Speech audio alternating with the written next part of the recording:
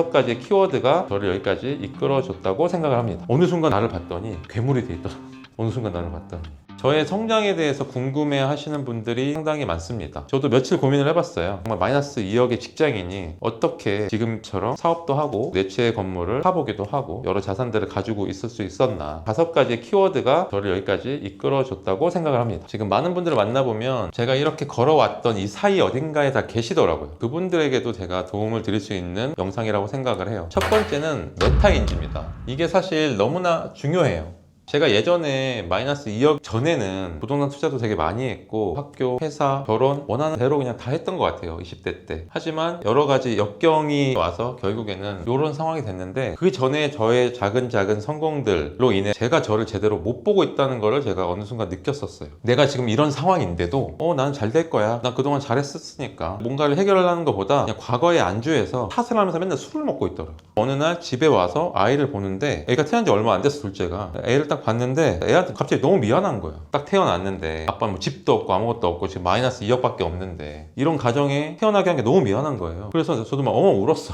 그 다음날 딱 생각했던 게 뭐냐면 과거에 무슨 성공 이런 거 다 필요 없고 지금 내 위치가 뭔데, 이게 저한테 시작이었던 것 같아요. 4인 가족, 가장이잖아. 먹여 살려야 되잖아. 너 잔고 뭐야? 2억이잖아. 갚아야 되잖아. 너 월세 살잖아. 3천에 60짜리. 너 이거 갚는다고 월세도 몇 번 못 냈잖아. 그런데 좋은 회사 다니고 뭐 한다고 무슨 의미가 있어? 의미가 없는 거지. 제가 이렇게 봤을 때 그래프를 보니까 전 여기 있더라고요.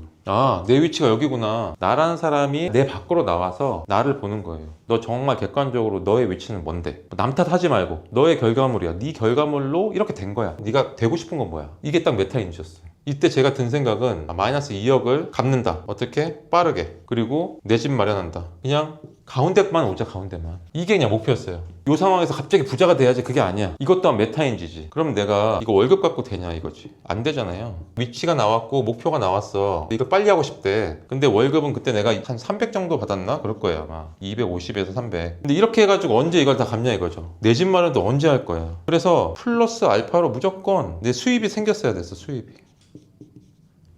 그래서 이게 1번이었어요. 정확히 나를 보고 내가 가려고 하는 목표를 정하면 부족함이 보이고 그 부족함을 채워야 되는데 어떤 순서로 어떻게 채울 것인가, 그거를 내가 인지하는 거. 그게 1번이다. 그래서 두 번째가 지식과 정보, 현금 흐름, 보유 자금. 이게 뭐냐면 1번 돈을 많이 벌어야 됐잖아요. 그러니까 어떻게 해야 돼? 월급 플러스 알파가 있어야 되죠. 알파를 하려면 어떻게 해야 돼요?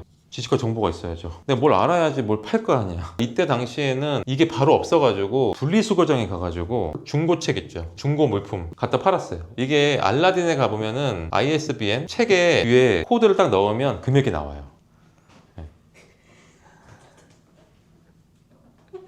그러니까 결국에 내가 250에서 300 버는데 2억은 까마득하지만 내가 일단 할 수 있는 것부터 했어요. 근데 이런 것들은 무자본이잖아. 내가 열심히 돌아다니면 되니까. 산책할 때도 제가 있던 아파트가 단지가 커서 분리수거장이 되게 많았어. 그래서 산책 좀 갈까? 하면 그냥 안 갑니다. 뭐 가져가? 카트 가져가. 이렇게 해서 조금씩 월에 뭐 10, 20, 30 이렇게 했던 것 같아요. 그러다가 와이프가 주얼 일을 취미로 이렇게 하고 있었는데 잘 만들다 보니까 갤러리나 백화점에서 하나둘씩 이렇게 판매를 하고 있었어요. 이거를 그럼 내가 잘 팔아보면 어떡할까? 그 생각을 한 거예요. 그래서 지식과 정보, 내가 어떻게 팔 수 있어? 온라인으로 팔 수 있을 거잖아요. 그래서 온라인 쇼핑몰을 공부해요. 온라인 쇼핑몰 하려면 어떻게 해야 돼요? 사진 찍어야 되잖아. 주얼리 사진 진짜 어렵습니다. 찍으면 내 얼굴 나와. 주얼리에 내 얼굴이 딱 나와. 얼굴이 이렇게 뭉개져가지고. 그리고 마케팅 해야 되죠. 이런 것들이 다 뭐다? 지식과 정보죠. 내가 아는 만큼 벌 수 있는 거예요. 근데 제가 이거 안 해봤잖아요, 주얼리를. 이게 어느 정도 월에 100만 원 수익이 날 때까지가 한 3년에서 4년 정도 걸렸어요. 그래서 이것만 바라볼 수가 없어서 이런 것들도 하고 뭐 교회에서 알바하는 것도 했었어요. 차로 신도분들이 이렇게 안내해 주는 거. 이게 한번 가면 주말에 한 20, 30? 그때는 돈을 갚아야 돼. 모든 걸 다 한 것 같아요. 모든 거를. 이렇게 되면 어떻게 되는지 아세요? 내가 정말 열심히 돈을 빠득빠득 모으고 있잖아. 모으면서 갚고 있잖아요. 그러면 초저축, 초절약을 합니다. 내가 이렇게 허리 아파갖고 책을 갖고 왔는데 이 5,000원이야. 내가 어디 가서 5,000원 쓸 수 있어요? 못 써요. 전 극단적으로 집에 전기나 수도나 이런 것까지 통제를 했었어요. 저 머리 안 깎았어요. 지금도 같은 미용실 다니는데 그 사장님이 항상 한 얘기 했어요. 대표님 사람 됐죠. 옛날 머리 이러고 다녔거든요. 옷 왜 사? 옷도 막 중고로 사고 막 그랬던 것 같아요 옛날에. 자, 주얼리 사업을 하면서 한 5년 정도 만에 월에 1,000만 원씩 저축을 가능하게 됐어요. 매장도 2개 있었고 그 다음에 사무실 하나 있었고 팝업 같은 거를 했었어요. 하면서 월에 1,000원을 저축했는데 매출이 높지 않았어요. 실제로 매출이 높지는 않았지만 이 절약하고 저축하는 게 몸에 배어 있었어요. 그래서 매출이 높지 않아도 1,000만 원씩을 저축을 할 수 있었어. 그렇게 하면서 한 5, 6년 만에 2억을 거의 다 갚습니다. 갚고 나니까 이때부터는 돈이 엄청 빨리 모이는 거예요. 제가 이런 표현을 하거든요. 제가 마이너스 2억을 엄청 지지부진하게 몇 년 동안 갚았거든요. 근데 내가 마이너스 2억을 갚고 나서 이때부터 저축을 하니까 저축이 엄청 빨라지는 거예요. 내가 물속에서 엄청 뛰었거든. 어떻게 돼요? 물속은 저항이 엄청 있잖아. 모래주머니 차고 뛰는 거랑 똑같은 거죠. 근데 내가 이걸 갚고 여기서부터 제로로 해서 올라가다 보니까 이때부터 날아가는 거지. 속도가 엄청 빨라진 거예요. 그래서 1년 만에 한 1억 5천을 저축을 합니다. 제가 이 과정 속에서 돈을 버는 능력이 생긴 거예요. 그리고 이거는 돈을 모으는 능력이 생긴 거예요. 결국에는 얘는 공격이고 얘는 수비입니다. 보통은 공격 잘하는 사람 공격만 하고 수비 잘하는 수비만 해. 저희 수강생분들한테 맨날 하는 얘기예요. 공격과 수비 다 해라.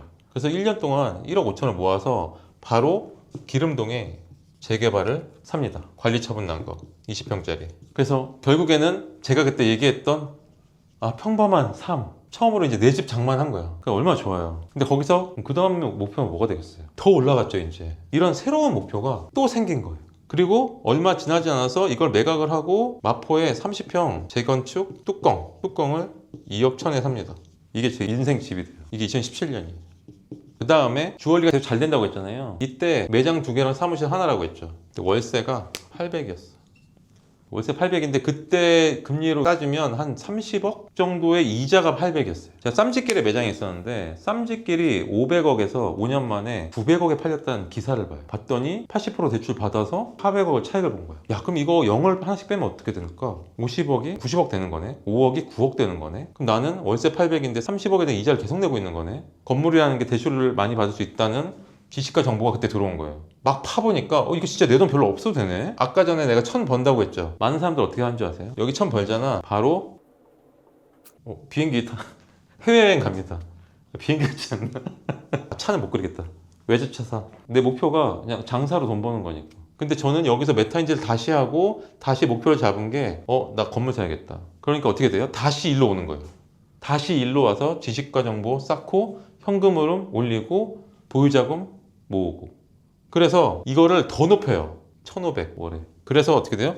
2019년에 1억 6천을 또 모아요. 그때 서교동에 18억 2천으로 건물을 매입합니다. 1억 6천 갖고 어떻게? 지식과 정보로. 네, 이 서교동 건물도 제 이제 인생 건물인데 18억 2천에 건물을 샀어요. 근데 14억을 대출을 받았습니다. 내 돈은 4억 2천이 필요했어요 당시에. 근데 건물은 내가 사고 임차를 우리 회사 법인이 임차인으로 들어왔습니다. 이 법인이 여기가 월세를 주면 1억에 650이었거든요 딴 데다가 임차를 주면. 근데 우리 법인이 들어오면 1억에 650이 아니라 3억에 250으로 이렇게 들어오면 어떨까를 지식과 정보를 통해서 알게 된 거예요. 그러면 결국 법인 입장에서는 3억 넣은 거 다시 돌려받을 수 있죠. 그리고 월세 650이 아니라 250이니까 400만 원 세이브하는 거잖아요. 법인도 좋은 거죠. 그래서 어떻게 돼요? 보증금이 3억이 들어오죠. 그죠? 임차 보증금. 내 돈이 1억 2천. 자, 1억 2천에서 부대 비용이랑 이런 거 저런 거 해가지고 1억 한 6천 정도의 건물을 매입을 합니다.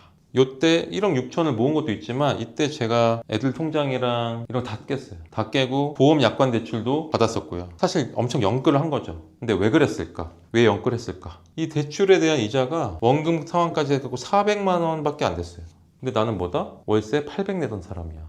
이거 낼 수 있어 없어? 그리고 이게 3개층짜리 건물이었어요. 근데 여기는 저희 매장으로 썼고 공방으로 썼고요. 여기는 임차줬어요 1층은. 여기서 월세 받아가지고 실제로 낸 돈은 300 언더입니다. 그럼 나는 여기서 장사해서 300 낼 수 있었거든요. 계산했으니까 들어가는 거죠. 그래서 이제 결국에는 제가 자산이 하나도 없었는데 건물주가 돼버린 거야. 근데 여기서 자산 한번 찍고 가볼게요. 자, 마포 아까 샀다고 했죠 30평. 그때가 2017년이었어요. 그리고 입주는 21년인가 2년인가 했어. 근데 이게 토탈 들어간 돈이 8억입니다. 지금 얼마? 한 27억 정도 해요. 입주 시점보다 더 안 좋아졌잖아 지금 건물이. 사람들이 썼으니까. 그럼 더 많이 올랐어. 왜? 사고 싶은 사람이 많으니까. 얘 18억 2천에 샀다 했죠? 34억 매각을 했어요. 16억 남았어요. 물론 세금 냈지만. 그래서 이때 당시에 2020년인가? 전화가 한 통 옵니다. 어디서 전화 왔냐? 서민가부 채널에 전화 왔어요. 저희가요? 아닙니다. 저희는 서민이에요. 그래도 자산 있잖아요. 이때 아파트 20억, 건물 20억, 40억 자산가로 나왔어. 이때 당시에. 실제로 여기 들어간 돈은 얼마 안 됐거든요. 다 레버리지를 많이 써가지고. 그래서 이걸 한번 나갔어요. 나가고 나니까 사람들이 뭐 그냥 사업을 좀 하는 사람인가 보다, 부동산 좀 하는 사람인가 보다 했는데, 여기 나가고 나서 인지도가 좀 생기기 시작을 한 거예요. 그러면 세 번째 자리 있다는 자리 있다. 이게 뭐냐면, 남을 이롭게 하면 나는 더 이루어진다. 그러니까 누굴 도와주잖아요. 뭘 알려주잖아. 내가 뭔가를 주니까 손해 갔지만 결과론적으로는 플러스라는 거죠. 사실 저는 이때까지 그걸 잘 몰랐어요. 철저하게 테이커였어요.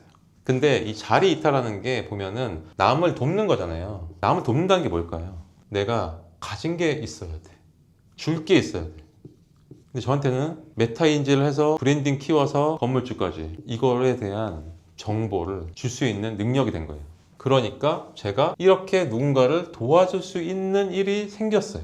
꼬마 빌딩 단톡방이라는 곳에서 사람들한테 건물 이야기들을 해주고, 건물 강의도 해주고, 유명하지도 않았지만 그때부터 하나둘씩 이거를 하기 시작했어요. 근데 이렇게 했더니 누군가는 돈깨비님 때문에 건물 샀어요. 저도 한번 좀 봐주세요. 처음에는 제가 테이커로서만 살다가 어떻게 하면 더 성장할 수 있나라고 책을 봤을 때, 세상은 기버가 성공한다 하면서 제가 누굴 만났냐면 강호동 대표를 만났어요. 이때 당시. 어떻게 저 사람은 왜 저렇게 주기만 하지? 근데 내가 그동안 봤던 책에서 나왔던 내용을 그대로 하고 있었어요. 그래서 뭔가 줘야겠구나, 이런 가치들을 제가 받아들이기 시작하면서 남을 돕는 게 정말 나를 돕는 거구나 라는 걸 깨달았어요. 이게 저한테 되게 큰 사건 중에 하나예요. 네 번째는 버거일치입니다. 제가 직장인이었잖아요. 물론 제가 토목과 나와가지고 직종에 맞는 곳을 가서 적성에 안 맞진 않았어요. 주얼리는요, 제가 주얼리를 얼마나 알았겠어요. 처음부터 다 배워가지고. 이것도 저한테는 목적은 돈이었던 것 같아요. 근데 제가 어느 순간 여기서도 돈을 벌고 건물도 사고 집도 사고 나서 딱 봤을 때, 나는 도대체 무엇을 좋아하나? 다시 돌아가서 메타인지를 또 한 거예요. 나는 진짜 주얼리를 좋아하나? 정말 내가 회사 생활 좋아하나? 일주일 동안을 이 생각만 했습니다. 근데 딱 나온 게 이거였어요. 부동산을 할 때가 가장 즐겁고, 기버라는 걸 할 때도 부동산 얘기를 해줬을 때 내가 자신 있게 알려줄 수 있고 내가 좋았던 거죠. 그렇다면은 내가 정말 좋아하는 일을 오랫동안 하면 좋겠다. 근데 예전에 나한테 부동산은 투자의 개념이었어요. 테이커였기 때문에 내가 그냥 열심히 해서 나 돈 버는 거야. 근데 제가 기버라는 생각을 갖게 되다 보니까 그러면 내가 정말 좋아하는 걸 가지고 업으로 삼으면 어떨까? 왜냐면 기버를 하다 보니까 사람들이 나한테 돈 받고 해줘라, 나 좀 도와줘라. 그러니까 제가 일부러 사업을 하려고 했던 건 아닌데 사업화가 계속 된 거예요. 강의 좀 해줘라. 그렇다면 사람들이 이 정도로 원하고 내가 줄 게 있으면 부동산으로 업을 해보자. 내가 좋아하는 걸로 일을 해야겠다 라는 생각을 하게 됩니다. 마지막에 커넥팅 더 닷. 스티브 잡스가 했던 얘기가 있죠. 점과 점이 연결하고 점과 점을 연결하면 선이 되고, 선이 연결하면 면이 된다. 이런 개념인데, 제가